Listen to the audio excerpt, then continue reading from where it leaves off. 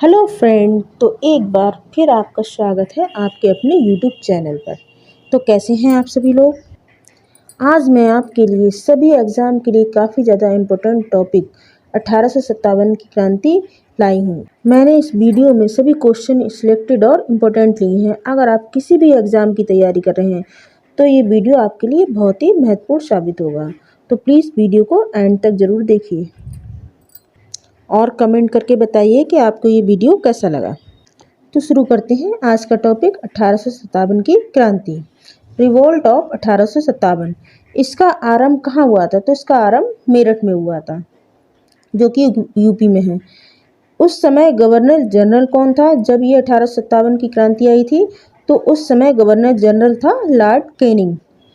इस क्रांति की शुरुआत कब हुई थी? अगर आपसे डेट पूछी जाती है तो इस क्रांति की शुरुआत हुई थी 10 मई 1857 को।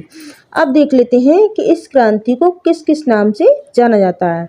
तो इस क्रांति को प्रथम स्वाधीनता संग्राम, प्रथम भारतीय स्वतंत्रता संग्राम या फिर सैनिक विद्रोह, और इसके अलावा इसे पहला राष्ट्रीय आंदोलन आदि नामों से भी इसको जानते हैं। अब देख लेते हैं विद्रोह का कारण कि ये 1857 की क्रांति आई थी, ये क्यों आई थी। देखते हैं इसके महत्वपूर्ण पॉइंट। विद्रोह का प्रारंभ एक बंदूक की वजह से हुआ था। किसकी वजह से हुआ था? बंदूक की वजह से। नई बंदूक में गोली दागने की जो आधुनिक प्रणाली का प्रयोग किया गया था, परंतु बंदूक में जो गोली भरने की प्रक्रिया थी वो पुरानी थी। यानी नई बंदूक जो उन्होंने इस्तेमाल की थी उस समय, उसमें गोली दागने की जो आधुनिक प्रणाली थी वो तो ठीक थी, मगर बंदूक में गोली भरने की जो प्रक्रिया थी वो पुरानी थी। तीसरा पॉइंट देखते हैं। अंग्रेजों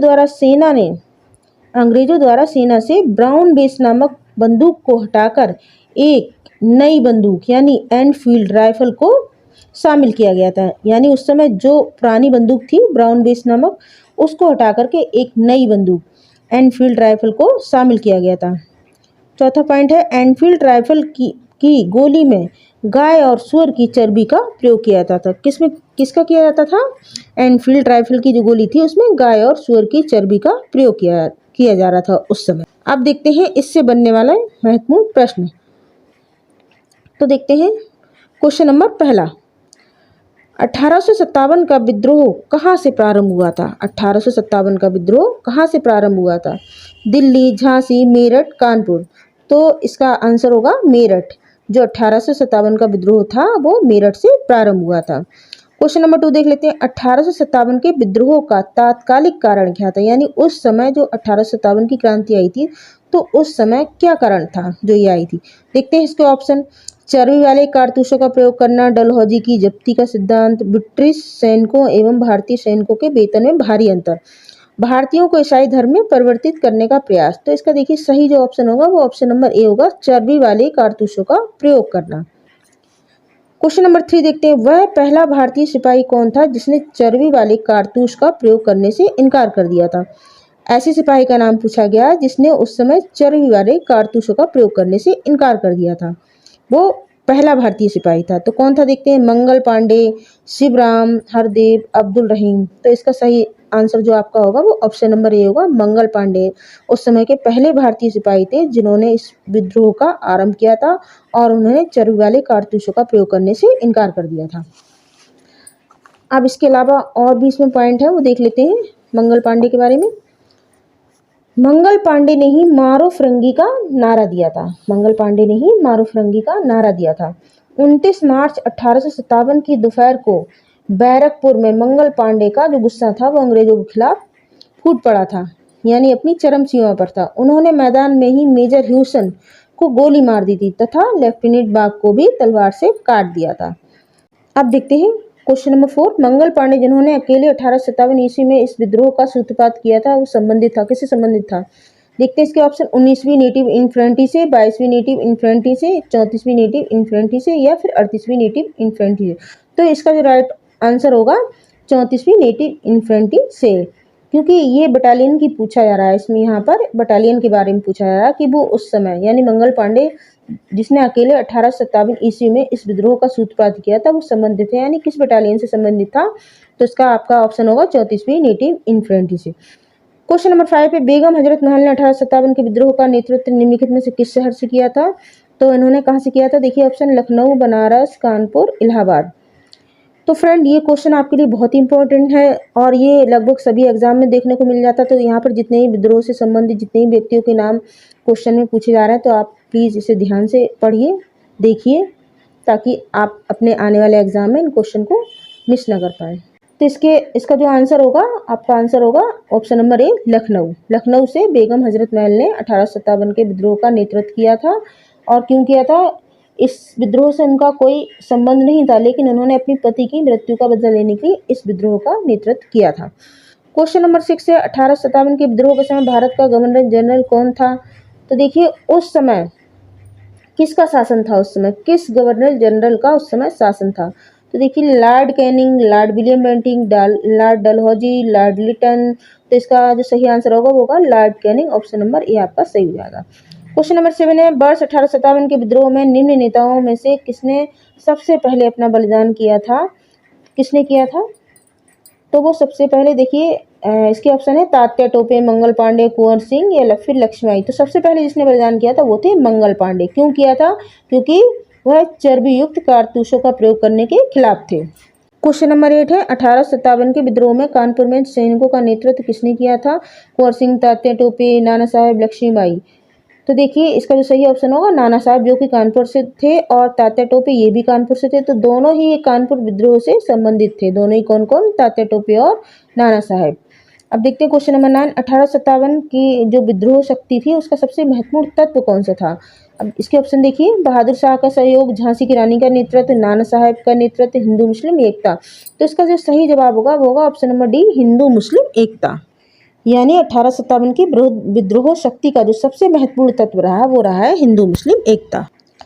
तो फ्रेंड आपको ये वीडियो कैसा लग रहा है? यदि आपको आपके एग्जाम से संबंधित कोई महत्वपूर्ण जानकारी मिल रही है तो प्लीज़ हमारे चैनल को सब्सक्राइब करें। आप देखते हैं क्वेश्चन नंबर 10, रानी लक्ष्मीबाई का मूल नाम क्या था? मणिकर्णिका, जयश्री, पद्मा या फिर अहिल्या। तो रानी लक्ष्मीबाई का मूल नाम था मणिकर्णिका। इनका जन्म बनारस में हुआ था, यानी वाराणसी में। वाराणसी को घाटों का शहर भी कहा जाता है। इसके अलावा यानी सन पूछी जाती है, इनका जन्म किस सन में हुआ था? 19 नवंबर 1828 में हुआ था, भारत के बनारस जिले में। क्वेश्चन नंबर 11 देख लेते हैं, 1857 में अंग्रेजी साम्राज्य के विरुद्ध पंजाब में किसने सशस्त्र विद्रोह किया था? किसने किया था? अकाली सिखों ने, नामधारी सिखों ने, सैनिकों ने या फिर इनमें से कोई नहीं। तो देखिए इसका राइट ऑप्शन होगा आपका ऑप्शन नंबर बी, नामधारी सिखों ने। देखिए ये क्या था नामधारी सिखों? ये एक आंदोलन था, नामधारी नाम से ये एक आंदोलन था जिसे बाबा राम सिंह ने स्टार्ट किया था। कहाँ, ये किस राज्य से स्टार्ट हुआ था? तो ये पंजाब से स्टार्ट हुआ था। क्वेश्चन नंबर 12 है, नाना साहब का वास्तविक नाम क्या था? धोधू पंत, बहादुर शाह जफर, बाबू कुंवर सिंह, मंगल पांडे। तो देखिए इसका ऑप्शन नंबर ए जो है ना, धोधू पंत, वो आपका सही होगा। क्वेश्चन नंबर 13 है, अजीमुल्ला खां किसके सलाहकार थे? फकीर चंद, तात्या टोपे, नाना साहब, अजीमुल्ला खां। तो जो अजीमुल्ला खां थे वो नाना साहब के सलाहकार थे। किसके थे? नाना साहब के सलाहकार। क्वेश्चन नंबर 14 है, तात्या टोपे का वास्तविक नाम पूछा गया है यहाँ पे। सैयद अली, ठाकुर, सूरजमल, भोज, रामचंद्र, पांडुरंग। तो देखिए तात्या टोपे का जो वास्तविक नाम था वो था रामचंद्र पांडुरंग। इनका जन्म पूछा जाता तो इनका जन्म हुआ था महाराष्ट्र में। यदि पूछा जाता इन्होंने कहाँ से नेतृत्व किया था 1857 का, तो इन्होंने कानपुर से किया था। कहाँ से किया था? कानपुर से किया था। क्वेश्चन नंबर 15 है, भारतीय सैनिकों में शामिल सिख, गोरखा, पठान को किस वर्ग के अंतर्गत रखा जाएगा? लड़ाकू वर्ग के अंतर्गत, गैर लड़ाकू वर्ग के अंतर्गत, शांत वर्ग के अंतर्गत या फिर इनमें से कोई नहीं। तो फ्रेंड्स ये जो क्वेश्चन है ये आपके एग्जाम में पूछा गया प्रश्न है। अब इसका आंसर जो होगा वो होगा ऑप्शन नंबर ए, लड़ाकू वर्ग के अंतर्गत। यानी भारतीय सैनिकों में शामिल सिख, गोरखा, पठान थे वो लड़ाकू वर्ग के अंतर्गत आते थे। नेक्स्ट क्वेश्चन 16, सर्वप्रथम किसने 1857 के विद्रोह के तुरंत बाद इसे एक राष्ट्रीय विद्रोह की संज्ञा दी? ताराचंद, बी.डी. सावरकर, के.एम. पडिक्कर या बेंजामिन डिज़रायली। तो इसका जो सही आंसर होगा option number D, Benjamin Disraeli. Next question, Kunwar Singh ने 1857 के विद्रोह का नेतृत्व किस प्रांत से किया था? देखिए पंजाब से, महाराष्ट्र से, बिहार से या फिर हैदराबाद से। इसका आंसर होगा ऑप्शन नंबर बी, बिहार से। यानी कुंवर सिंह ने 1857 के विद्रोह का नेतृत्व बिहार से किया था। नेक्स्ट क्वेश्चन 18, 1857 में किसने इलाहाबाद को आपातकालीन मुख्यालय बनाया था? किसने बनाया था? Lord Canning, Lord Wellesley, Lord William Bentinck या फिर लॉर्ड कॉर्नवालिस। तो देखिए इसका जो राइट आंसर होगा वो होगा लॉर्ड कैनिंग।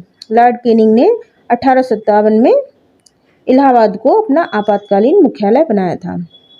क्वेश्चन नंबर ये 19 है, जो कि बहुत ही मोस्ट इम्पोर्टेंट है, आपकी कई परीक्षाओं में पूछा भी जा चुका है।